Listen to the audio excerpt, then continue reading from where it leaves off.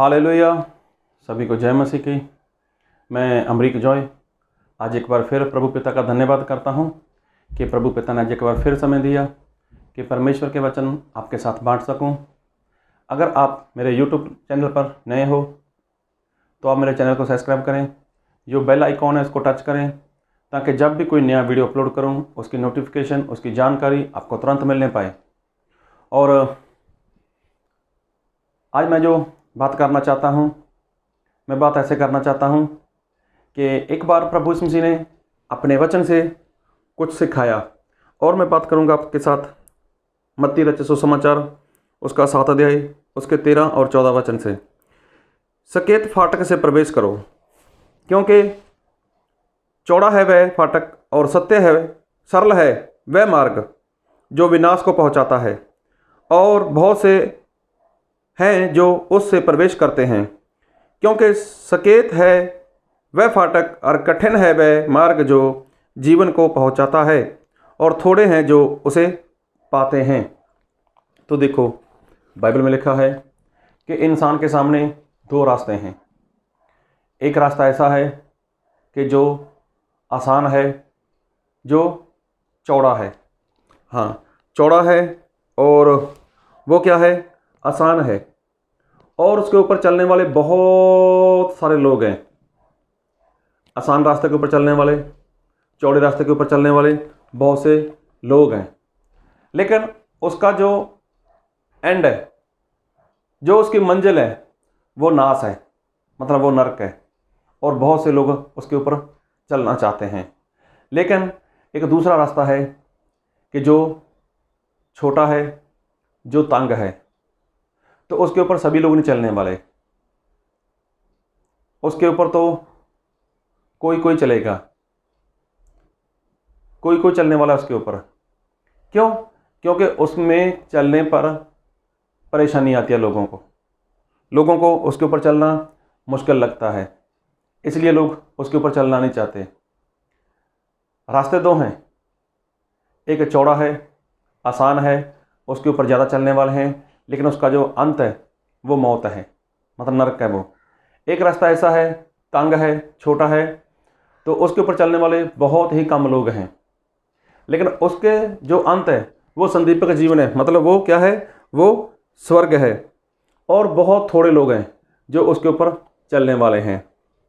तो आज मैं जो कहना चाहता हूँ कि परमेश्वर ने मूसा को बोला, मूसा इज़राइल पर जा, वो मेरे लोग हैं, जा उनको वहाँ से छुड़ा कर लेकर आ। कहाँ से?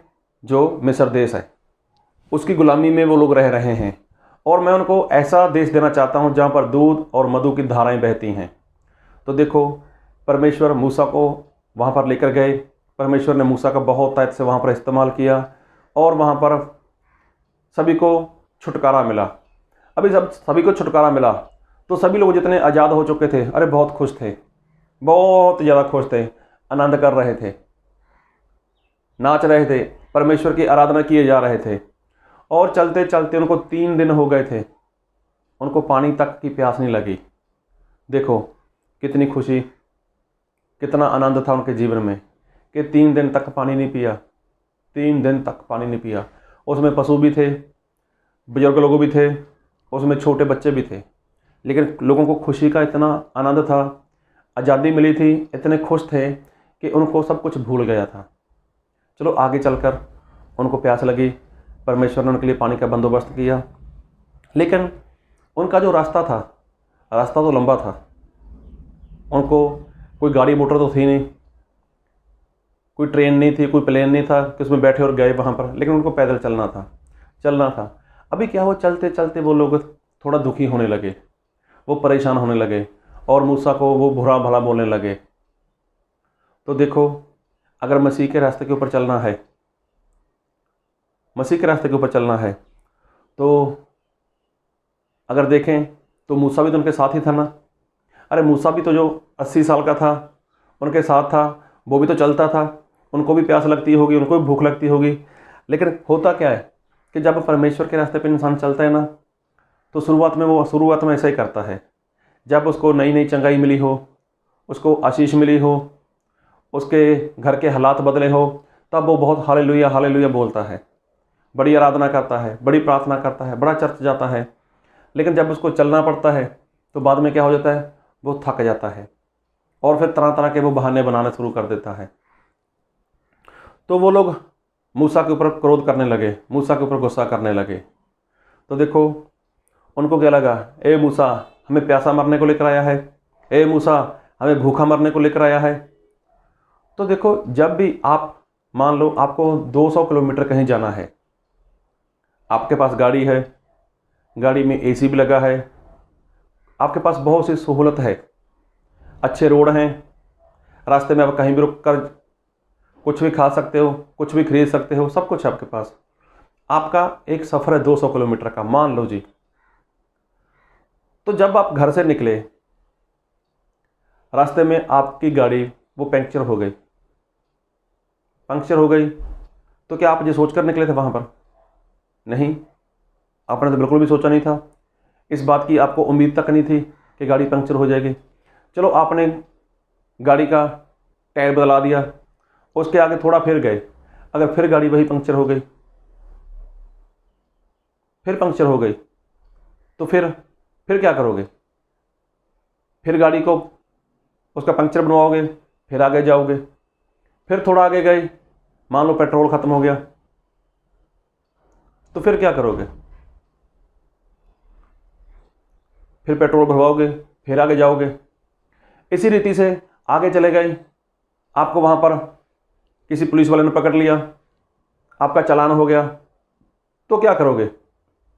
दुखी होगे या वापस लौट आओगे? नहीं, आपको जाना जरूरी है वहाँ पर, आप अपना सफ़र तय करोगे, चलते जाओगे। अभी 200 किलोमीटर के सफ़र में आपके साथ ढेर सारी मुश्किल हो गई, आपको ढेर सारी परेशानियों का सामना करना पड़ा, तो क्या ऐसी उम्मीद आप लेकर चलते थे? नहीं, ऐसा नहीं कोई सोचकर चलता, लेकिन ऐसा हो जाता है। परमेश्वर ने बोला था यूसुफ को कि यूसुफ मैं तुझे एक बहुत बड़ी पोस्ट पे लेके जाने वाला हूँ, मैं तुझे एक बहुत बड़ा इंसान बनाऊंगा, बहुत बड़ा आदमी बनाऊंगा, और तू अपने भाइयों के ऊपर, अपने माता पिता के ऊपर राज्य करेगा, उनसे बड़ा होगा तू। तो देखो परमेश्वर की योजना तो बहुत ही सीधी सी सरल सी योजना थी। अभी बीच में क्या हुआ, उसके भाई उसके विरोध में आ गए, उसको मार डालना चाहा, फिर यूसुफ को उन लोगों ने बेच दिया, यूसुफ वहाँ किसी के घर में गुलाम बनकर रहा, यूसुफ जेल में चला गया, निर्दोष यूसुफ वहाँ पर चला गया, कितने समय तक वहाँ पर रहा। उसके बाद देखो उसके जीवन में कितना कुछ हुआ। ये मैंने बोल दिया और बोलकर ऐसा लगता है थोड़ी सी बात थी, लेकिन यूसुफ के साथ होता गया, उसने काफ़ी दुख उठाया। तो रास्ता कैसा था? बहुत ही आसान था, बहुत ही सिंपल सा साधारण सा रास्ता था, लेकिन यूसुफ उस बात में बना रहा। उसने परमेश्वर को ताना नहीं मारा, ये परमेश्वर आप तो मुझे कितना बड़ा बनाना चाहते थे, लेकिन ऐसा मेरे साथ क्यों हो रहा है। मतलब परमेश्वर के रास्ते के ऊपर चलोगे तो आपके जीवन में रुकावट होंगी, आपके उस रास्ते के ऊपर आपको मुश्किलें भी आएंगी, समस्याएं भी आएंगी, परेशानी भी होगी, सब कुछ आपको वहाँ पर सहन करना होगा। अभी देखो जब आप 200 किलोमीटर जाते हो, रास्ते में कुछ भी आपके साथ हो जाता है, कभी गाड़ी पंक्चर हो गई, कभी पेट्रोल ख़त्म हो गया, कभी पुलिस वाले ने घेर लिया, कभी कुछ हो गया या कुछ हो गया, ऐसा वैसा होता है, तो कोई भी इंसान अपना वो सफ़र बंद नहीं करता, वो आगे बढ़ता ही रहता है, बढ़ता ही रहता है। तो इजराइल प्रजा के लोग जब वो वहाँ से निकले थे तब वो कितने खुश थे, लेकिन रास्ते में उन लोगों ने कुड़कुड़ाना शुरू कर दिया, मूसा के खिलाफ, परमेश्वर के खिलाफ, परमेश्वर के लोगों के खिलाफ वो चले गए रास्ते में ही। तो क्या हुआ? वो रास्ते में नाश हो गए। मतलब जो सफ़र है, सफ़र तो करना है, लेकिन सफ़र में इंसान के पास मुश्किल भी आती है, उसको परेशानी भी आती है। आप कोई भी सफ़र करो आपको गर्मी भी लगेगी, आप सफ़र करो आपको धूप लगेगी, आप सफ़र करो आपको ठंडी भी लगेगी। तो इस वजह से क्या इंसान सफ़र करना बंद कर देता है? क्या वो अपनी मंजिल पे नहीं पहुंचता? वो मंजिल पर तो पहुंचता है। कुछ भी हो, लेकिन जो हमारा सफ़र है, हमारा सफ़र इस पृथ्वी से लेकर स्वर्ग तक का है, और जिस रास्ते पर हमने चलना है वो छोटा रास्ता है, वो तंग रास्ता है। उसके ऊपर सभी लोग नहीं चलने वाले, सभी उसके ऊपर चलने वाले नहीं हैं, लेकिन उस पर तो बहुत कम लोग हैं जो चलेंगे। तो कई बार ऐसा होता है कि मसीह के रास्ते के ऊपर चलते हुए लोग आपकी निंदा करेंगे, लोग को आपको परेशान करेंगे, लोग आपकी सतावट करेंगे, आपके साथ वो बुरा व्यवहार करेंगे। ऐसा होगा आपके साथ। तो क्या ऐसी परेशानियां देखकर क्या इस रास्ते पर चलना छोड़ दोगे? अरे संत पौलुस के जीवन से देखने को मिलता है कितना कष्ट, कितना दुख उसने उठाया, कितनी भूख उसने बर्दाश्त की, कितना प्यासा रहा, कितनी मार खाई। क्या उसने उस रास्ते पर चलना बंद कर दिया? नहीं, वो तो चलते गए, चलते गए, चलते गए। और बाइबल में एक वचन लिखा है, मैं आपके लिए वचन पढ़ूंगा। इब्रानियों उसका 10 अध्याय उसके 37 वचन, क्योंकि अब बहुत ही थोड़ा समय रह गया है जबकि आने वाला आएगा और देर ना करेगा। तो देखो, प्रभु यीशु मसीह तो आने वाले हैं, प्रभु यीशु मसीह आने वाले हैं और उन लोगों को लेकर जाएंगे जो इस रास्ते के ऊपर, जो इस सफ़र के ऊपर, इस रास्ते के ऊपर सफ़र कर रहे हैं। सफ़र में कोई भी परेशानी हो सकती है, कोई भी आपका सताव कर सकता है, कुछ भी हो सकता है आपके साथ, लेकिन बाइबल में ऐसा लिखा है क्योंकि अब बहुत ही थोड़ा समय रह गया है जबकि आने वाला आएगा और देर ना करेगा। उसके 38 वचन में ऐसा लिखा है, पर मेरा धर्मी जन विश्वास से जीवित रहेगा और यदि वह पीछे हट जाए तो मेरा मन उससे प्रसन्न ना होगा।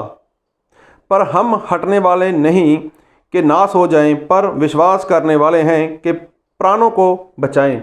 तो देखो, बाइबल में लिखा है, परमेश्वर बोलते हैं कि मेरा धर्मी जन वो विश्वास से जीवित रहेगा।